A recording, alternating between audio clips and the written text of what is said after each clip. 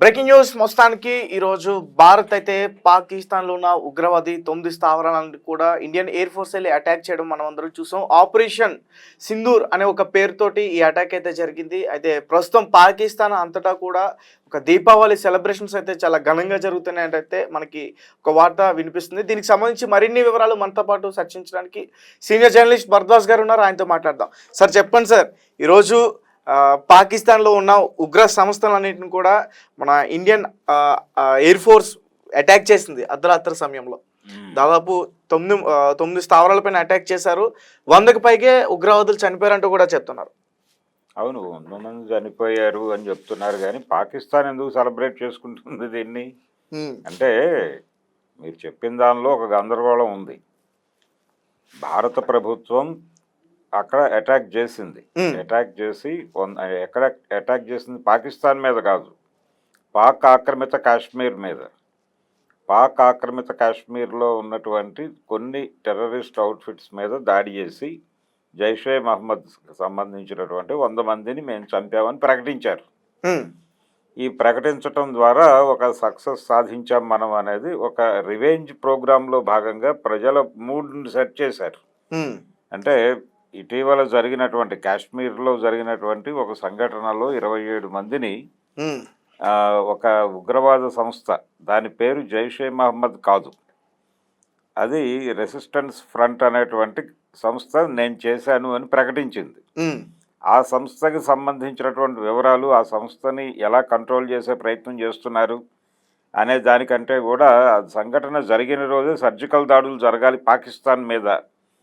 పాకిస్తాన్ని ఎంత మాత్రము ఉపేక్షించే అవకాశం లేదు, పాకిస్తాన్ని ఏదో ఒకటి చెయ్యాలి అనేటువంటి ఒక మూడ్ క్రియేట్ చేయటం, అలాగే ఉగ్రవాద సంస్థలు, ఈ టెర్రరిస్టులను ఎలిమినేట్ చేయాలి, ఈ రకమైనటువంటి భావజాలం అంతా వ్యాప్తి చెందింది. ఈ క్రమంలో అంటే దేశంలో ఒక రకమైనటువంటి యుద్ధం వచ్చేస్తుంది అనేటువంటి వాతావరణం కల్పించారు. చాలా చోట్ల డిస్కషన్స్ జరిగినాయి. అలాగే ముస్లిం పాపులేషన్ హెవీగా ఉన్నటువంటి ఊళ్ళల్లో కొంచెం భయాందోళనలు పెరిగినాయి. అంటే పాకిస్తాన్ మూలాలు ఉన్నటువంటి వాళ్ళందరినీ, లేకపోతే ఎటువంటి ఆధారము లేకుండా ఈ దేశంలో ఉంటున్నటువంటి ఇస్లాం మతానికి చెందినటువంటి వాళ్ళందరినీ కూడా వాళ్ళ రూట్స్ ఎక్కడున్నాయో వెరిఫై చేసి అక్కడికి పంపించేస్తాం అన్న పద్ధతిలోనూ రకరకాల ప్రచారాలు జరిగినాయి. అయితే ఈ ప్రచారాల నేపథ్యంలో ఇప్పుడు నిన్న జరిగినటువంటి ఈ దాడి 100 మందిని మేము చంపేశామనేటువంటి సమాచారం, ఇది భారతదేశంలో అంటే ఒక క్రికెట్లో ఇండియా గెలిస్తే ఎటువంటి హర్షాతిరేకాలు వ్యక్తమవుతాయో అలాంటి ఒక సెలబ్రేటివ్ మూడ్ కనిపిస్తోంది ఇప్పుడు ఇండియన్ పీపుల్లో. దాన్ని టీవీ ఛానల్స్ వాళ్ళు చాలా, అలాగే టీవీ ఛానల్స్, ప్రసార మాధ్యమాలన్నీ కూడా దాన్ని విపరీతంగా ఎలివేట్ చేసేటువంటి ప్రయత్నం చేస్తున్నాయి. ఆ ప్రయత్నంలో భాగంగా ప్రతి ఒక్కరితోనూ మాట్లాడిస్తున్నారు వాళ్ళు. ఎలా చూస్తారు మీరు దీన్ని అంటే, అద్భుతం, ఇలాంటివే జరగాలి, ఇలాంటివే మేము కోరుకుంటున్నామని చెప్తున్నారు. ఖచ్చితంగా ఇలాంటివే అంటే మీరు ఏది కోరుకుంటున్నారో అది జరగబోతోంది అని రాజ్నాథ్ సింగ్ గారు 2-3 రోజుల క్రితం చెప్పాడు. ఆ చెప్పింది దీని గురించేనా అనేది ఇప్పుడు అర్థమవుతోంది జనాలకి. అంటే రెండోది ఆయన ఇంకో ఉద్దేశంతో కూడా అన్నాడు, పాకిస్తాన్ని పూర్తి కంట్రోల్లో తీసుకోవడం అనేది పెద్ద ఇష్యూ కాదు అని. అయితే విషయం ఏంటంటే ఇక్కడ జనాలు పట్టించుకోవాల్సింది, పాకిస్తాన్ భారతదేశంతో పోలిస్తే చాలా చిన్న దేశం. చాలా చిన్న దేశం అంటే అది పంజాబ్ రాష్ట్రంలో ఒక ముక్క మాత్రమే అనే విషయాన్ని ఇక్కడ దృష్టిలో పెట్టుకోవాల్సినటువంటి అవసరం ఉంది. పంజాబ్ అనేటువంటి రాష్ట్రంలో ఒక ముక్కనే పాకిస్తాన్ అనే పేరుతో ఆ రోజు ఇవ్వటం జరిగింది తప్ప దేశ విభజన అంటే దేశాన్ని నిట్ట నిలువుగా చీల్చి ఇవ్వటం కాదు. ఇప్పుడు పాకిస్తాన్ ఆక్రమణలో కొంత కాశ్మీర్ ఉంది, అలాగే భారత్ ఆక్రమణలో ఉన్నటువంటి కాశ్మీర్ గురించి మనం మాట్లాడుకుంటున్నాం. ఇది భారత్ ఆక్రమిత అని ఎందుకు అంటున్నానంటే, నిజానికి అక్కడ ఉన్నటువంటి లోకల్ నేటివ్ పీపుల్ అభిప్రాయం ఏమిటి? ఆ రోజున భారతదేశానికి స్వతంత్రం ప్రకటించిన రోజున వాళ్ళ అభిప్రాయం ఏం చెప్పారు? ఆజాదీ కాశ్మీర్ అన్నారు. కాశ్మీర్ అనేది ప్రత్యేక దేశంగా ఉంటుంది, అది పాకిస్తాన్తో కానీ లేకపోతే భారతదేశంతో కానీ కలిసి ఉండదు, ఇది ఒక ప్రత్యేక దేశం అన్నారు. అది కుదరదు అన్నారు. ఫైనల్గా ఇండియన్ గవర్నమెంట్ అక్కడ దృష్టి పెట్టింది. జవహర్లాల్ నెహ్రూ గారు రకరకాల పద్ధతుల్లో వాళ్ళని కంట్రోల్లోకి తీసుకునే ప్రయత్నం చేశాడు, విజయం సాధించాడు. వాళ్ళకి చాలా హామీలు ఇచ్చాడు, అలాగే ప్రత్యేక ప్రతిపత్తి ఉంటుందన్నాడు. అలాగే మిమ్మల్ని కావాలంటే ఇక్కడ ప్రధానమంత్రిగా కూడా మాట్లాడగలను అని చెప్పి అన్నాడు ఆయన. ఇలా రకరకాల హామీల మధ్య కాశ్మీర్ని భారత్ కంట్రోల్లోకి తీసుకుంది. ఈ తీసుకోవటం అనే ప్రక్రియని ఇంకొంచెం అంటే ఆయన ఇచ్చినటువంటి కొన్ని వెసులుబాట్లు, కొన్ని ప్రత్యేక ప్రతిపత్తులు, ఆర్టికల్ 370 పేరుతో ఇచ్చినటువంటివి అవన్నీ పూర్తిగా రద్దు చేసి కాశ్మీర్ని భారత్లో అంతర్భాగంగా మార్చేశాం, కాశ్మీర్ మనదే అని చెప్పి దేశ ప్రజలందరిలోనూ ఒక సెలబ్రేటివ్ మూడ్ని చూసింది భారతీయ జనతా పార్టీ అధికారంలోకి వచ్చిన తర్వాత మోడీ గారు. ఈ క్రమం అంటే కాశ్మీర్లో శాంతిని తీసుకొచ్చాం మేము, కాశ్మీర్లో 3 రంగుల జెండా ఎగరేసే పరిస్థితి వరకు లేదు కానీ ఇప్పుడు ఎగరేయగలం అని చెప్పి కాశ్మీర్లో విపరీతంగా ఎన్కౌంటర్లు జరిగినాయి, చాలా మందిని చంపేశారు మోడీ గారు అధికారంలోకి వచ్చిన తర్వాత. ఈ క్రమంలో ఒక రకంగా అణచివేత కార్యక్రమాలు విపరీతంగా జరిగినాయి. ఈ అణచివేతల నుంచి ఒక సైలెన్స్ పుట్టింది అక్కడ. ఆ సైలెన్స్నే శాంతి అని చెప్తున్నాడు ఆయన. ఆ శాంతి అని చెప్పి, ఆ శాంతి ఉంది ఇక్కడ అని చెప్పి అక్కడ కార్పొరేట్లకి కాశ్మీర్ని అప్పచెప్పే ప్రయత్నం మొదలుపెట్టాడు ఆయన. ఈ ప్రాసెస్ అంటే అభివృద్ధి పదంలోకి మేము కాశ్మీర్ని తీసుకెళ్తున్నాం అని మాట్లాడాడు ఆయన. కానీ నిజానికి అక్కడ వచ్చినటువంటి శాంతి బలవంతపు శాంతి తప్ప ఆర్గానిక్గా అక్కడ స్వభావ సిద్ధంగా ఏర్పడినటువంటి శాంతి కాదు. వాళ్ళ ఆకాంక్షలు నెరవేరి వాళ్ళ జీవితాలు మెరుగుపడి హాయిగా ఉన్నాం మనం అనుకుంటూ వచ్చినటువంటి శాంతి కాదు అది. చంపేస్తామని బెదిరించి శాంతిని తీసుకురావడం అనేది కరెక్టా అనేది ఒక చర్చ. ఇప్పటికీ అక్కడ ఉన్నటువంటి నేటివ్ పీపుల్లో, కాశ్మీరీల్లో భారతదేశం పట్ల, భారత ప్రభుత్వం పట్ల పూర్తి స్థాయి విశ్వాసం లేదు అనేది ఒక నిశ్చిత అభిప్రాయం. అందుకని దానికి నిదర్శనమే ఇప్పుడు మొన్న జరిగినటువంటి ఉగ్రదాడి కూడా లోకల్స్ సపోర్ట్ లేకుండా అది జరిగే అవకాశమే లేదు. అవును, ఖచ్చితంగా లోకల్ సపోర్ట్ ఉంది కాబట్టే బోర్డర్ దాటి లోపలికి వచ్చి వాళ్ళు అటాక్ చేయగలిగారు. రెక్కీ చేశారు. అదేదో 10 నిమిషాల్లోనో పావు గంటలోనో డిసైడ్ చేసుకుని చేసినటువంటి యాక్షన్ కాదు అది. అవును, చాలా క్లియర్గా వాళ్ళు అక్కడ రెక్కీ చేశారు, పద్ధతిగా అంతా అబ్జర్వ్ చేసి జరిగింది. లోకల్ సపోర్ట్ ఖచ్చితంగా ఉంది, 2 లోకల్స్ ఉన్నారనే వార్త కూడా తెలుసు మనకి. కాబట్టి ఈ లోకల్స్ ఎందుకు సపోర్ట్ చేస్తున్నారు వాళ్ళని, ఎందుకు వాళ్ళకి షెల్టర్లు ఇస్తున్నారు, లేకపోతే వాళ్ళకి ఎందుకు ఆ ప్యాసేజీలు అవన్నీ ఏర్పాటు చేస్తున్నారు అనేది పరిశీలించాలి కదా. అది పరిశీలించకుండా ఎక్కడో పాక్ ఆక్రమిత కాశ్మీర్లో ఉన్నటువంటి జైషే మహమ్మద్ తాలూకా వాళ్ళని 100 మందిని చంపేశాం అంటే దాన్ని సెలబ్రేట్ చేసుకునే పరిస్థితిలో మనం ఉండటం అనేది నిజంగానే దౌర్భాగ్యం. ఇప్పుడు చేయవలసిన పని నిజంగా కాశ్మీర్ ప్రజలు ఎందుకు వాళ్ళకి ఇప్పటికీ అవకాశం కల్పిస్తున్నారు అనే దిశగా ఆలోచించి వాళ్ళకి ఏం కావాలి, ఏం కోరుకుంటున్నారు, వాళ్ళల్లో ఉన్నటువంటి అసంతృప్తి ఏమిటి అనేది వాళ్ళని కొట్టో భయపెట్టో కాదు, వాళ్ళతో ఒక డైలాగ్ నేర్పాలి. అంటే మీరు ఏమంటున్నారంటే కాశ్మీర్కి పూర్తి విముక్తిని అయితే తీసుకురావాలి.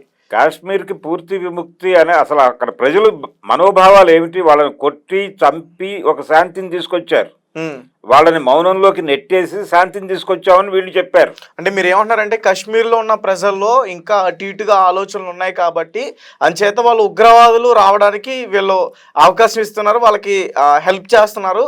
కాబట్టి ముందు ఈ కాశ్మీర్లో ఉన్న ప్రజల మనసులు తెలుసుకుని వాళ్ళ మనసులకు అనుకూలంగా వ్యవహరించి వాళ్ళకి ఏం కావాలో అది చేసి, మీరు అనుకున్నది అభివృద్ధి కాదు, వాళ్ళు ఏమనుకుంటున్నారో అది చేయండి. మీరు అనుకున్న అభివృద్ధి వాళ్ళ మీద వేయటం కాదు, వాళ్ళు ఏమనుకుంటున్నారో వాళ్ళ జీవితాల్లో ఏం కోరుకుంటున్నారో దాన్ని నెరవేర్చేటువంటి ప్రయత్నం చేయటం ద్వారా వాళ్ళు శాంతియుతంగానే ఉంటారు. అప్పుడు ఆటోమేటిక్గా ఉన్నప్పుడు ఎవరు కూడా అశాంతిని కోరి ఇంట్లోకి తెచ్చుకోరు. వాళ్ళు అశాంతితో ఉన్నారు అంటేనే వాళ్ళు బాధల్లో ఉన్నారు అని అర్థం చేసుకోవాలి. ఆ బాధల్ని అడ్రస్ చేసి వాళ్ళు ఈ ఉగ్రవాదులకి కానీ ఇంకొకరికి కానీ షెల్టర్లు ఇచ్చి ఇలాంటి కార్యక్రమాలు జరగడానికి ఊతం ఇచ్చేటువంటి పరిస్థితి లేకుండా చేయగలగాలి. అందుకు స్థానికులతో మాట్లాడటం చేయాలి, నేటివ్ కాశ్మీర్ పీపుల్తో డైలాగ్ ఓపెన్ చేసి, అలాగే అక్కడ ఈ రెసిస్టెన్స్ ఫ్రంట్ అనేటువంటి సంస్థ ఏదైతే ఈ పని మేము చేశామని ప్రకటించిందో ఆ సంస్థ తాలూకా మూలాలు ఎక్కడున్నాయో కనుక్కుని దాని మీద కదా అటాక్ చేయాల్సింది, అది జరగాలి. అలాగే ఈ ఉగ్రవాద సంస్థలు వీటి అవుట్ఫిట్స్ మీద దాడులు చేయటం ఇది కూడా చేయొచ్చు, తప్పేం లేదు.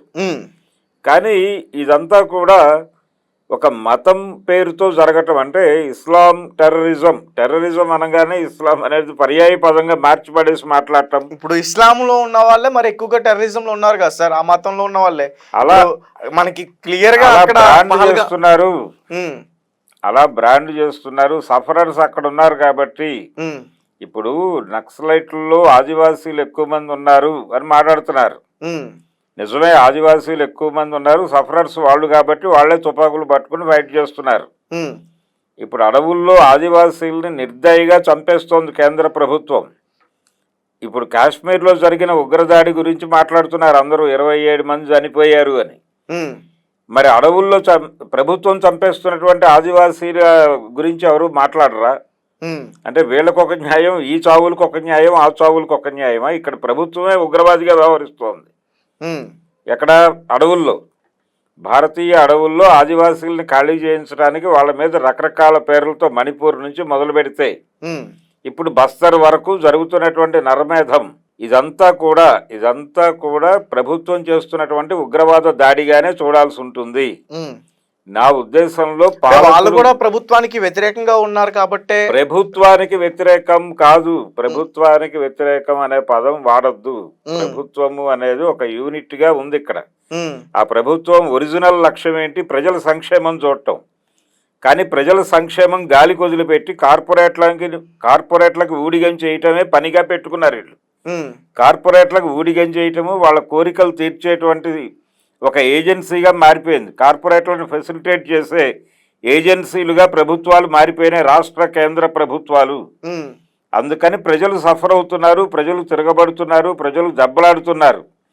దెబ్బలాడే పరిస్థితి లేనప్పుడు ఇలాంటి వాటికి ఊతం ఇస్తున్నారు. ఇప్పుడు కాశ్మీర్లో జరిగినటువంటి ఉగ్రవాద దాడి లాంటి వాటిని వాళ్ళు ఏదో మేరకు ఊతం ఇస్తున్నారు. వాళ్ళకు కూడా సరే అన్నట్టుగా ఉంది పరిస్థితి. ప్రజల మనసుల్లో ఉన్నటువంటి ఇబ్బందుల్ని తొలగించడం అనేది ప్రధానంగా చూడాలి ఇప్పుడు. అది మానేశారు. అది గనక మొదలు పెడితే అది అసలు ఒరిజినల్గా ఉగ్రవాదాన్ని రూపుమాపే ప్రోగ్రాం అది. మీరు ఎంతకాలము దీన్ని శాంతి భద్రతల సమస్యగా సైన్యం చూసే వ్యవహారంగా మారుస్తున్నారు. అది కాదు, ప్రజలతో డైలాగ్ నేర్పడం ద్వారా, ప్రజలని సంసిద్ధం చేయటం ద్వారా ప్రజల్ని ఉగ్రవాదానికి వ్యతిరేకంగా నిలబెట్టేలాగా మీ ప్రోగ్రాం ఉంటే ఉగ్రవాదులు వెళ్ళిపోతారు ఇక్కడ నుంచి. ఆ పని మానేసి మీరు ఇక్కడ 26 మంది 27 మందినో వీళ్ళు చంపారు కాబట్టి మేము 100 మందిని చంపాము అంటే ఒక హత్యకు 3 హత్యలు బదులు తీర్చుకున్నామని చెప్పి జబ్బలు జరుచుకుంటే పని అయిపోతుంది అనుకుంటే పొరపాటు. భవిష్యత్తులో ఇలాంటి దాడులు జరుగుతూనే ఉంటాయి. ఇవి జరగటం మాకు ఉపయోగమే కదా, మేము ఒక ఎమోషన్ని రైజ్ చేసి ఏదో ఒక ఎన్నికలో గెలుస్తూ ఉంటాం కదా అంటే చేయగలిగింది ఏమీ లేదు, కేంద్ర ప్రభుత్వానికి దండం పెట్టడం తప్ప. అందుకని పరిస్థితి చాలా గందరగోళంగా ఉంది. వెళ్లాల్సినటువంటి రూట్లో పరిష్కారం నిజమైనటువంటి పరిష్కారం దిశగా కాకుండా ఒక అబద్ధమైనటువంటి పరిష్కారం దిశగా కేంద్ర ప్రభుత్వం వేగంగా అడుగులేసేస్తోంది. అందులో భాగమే నిన్న జరిగినటువంటి ఆపరేషన్ సింధూరం. ఆ సింధూరా పేరుతో అక్కడ 100 మంది లష్కరే తోయిబా కదండి, జైషే మహమ్మద్, ఈ జైషే మహమ్మద్ అనేటువంటి సంస్థకు చెందినటువంటి 100 మందిని చంపేశామని చెప్పడం కూడా. ఇది జరిగిన తర్వాత వాళ్ళు ఎలా రియాక్ట్ అవుతారు అనేది చూడాలి. అలాగే పాకిస్తాన్తో యుద్ధము అనేటువంటి ఒక వాతావరణం తీసుకొచ్చారు. ఈ వాతావరణం కల్పించడంలో చాలా వరకు దేశంలో ఉన్నటువంటి ముస్లిం పాపులేషన్ అధికంగా ఉన్నటువంటి ప్రాంతాల్లో ఆందోళనకరమైనటువంటి పరిస్థితులు ఉంటున్నాయి. ఇప్పుడు భయపడుతున్నారు వాళ్ళు. ఎందుకు? ఏ క్షణమైనా ఏదైనా జరగచ్చు ఇక్కడ అని. ఒకవేళ పాకిస్తాన్ తో యుద్ధం జరిగితే మరి ముస్లిమ్స్ కూడా పోరాడరా? వాళ్ళకి ఎందుకు పోరాడరు? మరి వాళ్ళకి ఎందుకు భయం? సైన్యంలో ముస్లింలు లేరా? అదే సార్, వాళ్ళకి ఎందుకు భయం అంటున్నా అంటే ఇక్కడ అనవసరమైన ఉద్రిక్తతలు రెచ్చగొట్టడానికి ఎవరైనా ఆవేశపడి ఏదైనా చేస్తారేమో అనేటువంటి ఆందోళనలో ఉన్నారు వాళ్ళు, ఆ టెన్షన్లో. అంటే దీన్ని ఇస్లామిక్ టెర్రరిజము ఈ పదాలు అతిగా వాడటం వలన ఒక కమ్యూనిటీ సమాజం నుంచి పక్కకి జరిగి దూరం అయిపోతుంది అనేది ఎవరు గమనించట్లేదు. దీన్ని పట్టించుకోవాలి, వాళ్ళతో కూర్చుని మాట్లాడాలి, వాళ్ళలో భరోసా నింపేలాగా మీ ప్రవర్తన ఉండాలి. ఈ రోజు ఈ ఆపరేషన్ సింధూర్ అటాక్ ఎప్పుడైతే మన వాళ్ళు చేశారో చాలా మంది ముస్లిమ్స్ కి సంబంధించిన నాయకులు కావచ్చు, మన హైదరాబాద్ లో ఉన్నటువంటి ఎంఐఎం పార్టీ అధ్యక్షులు కావచ్చు, వీళ్ళందరూ కూడా వాళ్ళ యొక్క ఆ విషయాలన్నీ కూడా చెప్తున్నారు. అవునండి, ఇండియా వాళ్ళందరూ సాధించింది, అభినందించారు. సాధించి చూపించిందని. ఇప్పుడు పాకిస్తాన్ ఇండియా మ్యాచ్ జరిగినప్పుడు ఉమ్, పాకిస్తాన్ గెలుపుని ఎవరైనా సెలబ్రేట్ చేసుకుంటూ ఉంటే, ఎవరైనా ముస్లింలు గనక ఉంటే దానిలో ఉమ్, వాంటెడ్గా వీళ్ళు చేస్తున్నారు అని చెప్పి అటాక్ చేసిన సందర్భాలు అనేక ఉన్నాయి హైదరాబాద్ నగరంలోనే. ఉమ్, కాబట్టి ఇది క్రికెట్ మ్యాచ్ కాదు, ఉమ్, ఇది జీవితాలకు సంబంధించిన సమస్య. రెండోది, ముస్లిం సమాజం విపరీతమైన భయాందోళనలతో ఉండటం మాత్రమే కాదు, సరెండర్ అయి ఉంది, ఉమ్, లొంగుబాటు ప్రకటించింది చాలా స్పష్టంగా హిందూ సమాజానికి. ఉమ్, ఆ లొంగుబాటు మనకి బాబ్రీ మసీద్ కేసు జడ్జిమెంట్ దగ్గర నుంచి తెలుసు. ఉమ్, వాళ్ళు బాబ్రీ మసీదు ప్లేస్లో గుడి కట్టుకోవడానికి అనుమతి ఇవ్వడానికి ముందు ఉమ్, మరి మీకు కూడా అక్కడే స్థలం కావాలా, ఇంకెక్కడైనా ఇచ్చినా పర్వాలేదా అని కోర్టు అడిగినప్పుడు ముస్లిం సంఘాలు చెప్పింది ఏమిటి ఆ రోజున అక్కడ, ఉమ్, మీరు మాకు ఇచ్చినా ఇవ్వకపోయినా ముందు అక్కడ ఆలయ నిర్మాణానికి అడ్డు లేకుండా ఉంటే చాలు, ఉమ్, మేము ఎక్కడా స్థలం కోరుకోవడం లేదు, ఇంకో నిర్మాణం ఏదో కట్టాలని కూడా అనుకోవడం లేదని చెప్పారు. వాళ్ళు అఫిడవిట్ ఇచ్చారు రిటర్న్గా. ఉమ్, అంటే ఆ మేరకు వాళ్ళల్లో ఆందోళన భయము నింపగలిగారు వీళ్ళు. ఉమ్, అదే కొనసాగుతోంది, ఇప్పటికీ సరెండర్ అయి ఉన్నారు. ఇప్పుడు ఓవైసీ మొన్న జరిగినటువంటి ఢిల్లీ ఎన్నికల్లో కూడా వీళ్ళు వెళ్ళి బీజేపీ తరఫున ప్రచారం చేశారు. అక్కడ ఉమ్, బీజేపీ తరఫున జెండా భుజాన్ని మోయలేదు, కానీ డోర్ టు డోర్ క్యాంపెయిన్ అనేది జరిగింది, వాళ్ళకు అనుకూలంగా వేస్తే మంచిదని. ఉమ్, ఈ విధంగా ముస్లిం పార్టీలు, చాలామంది ముస్లిం పెద్దలు కూడా కంట్రోల్ చేస్తున్నారు ఇప్పుడు బీజేపీ వాళ్ళు. ఉమ్, సరెండర్ అయ్యారు వీళ్ళు ఏదో మేరకు భయంతోనే.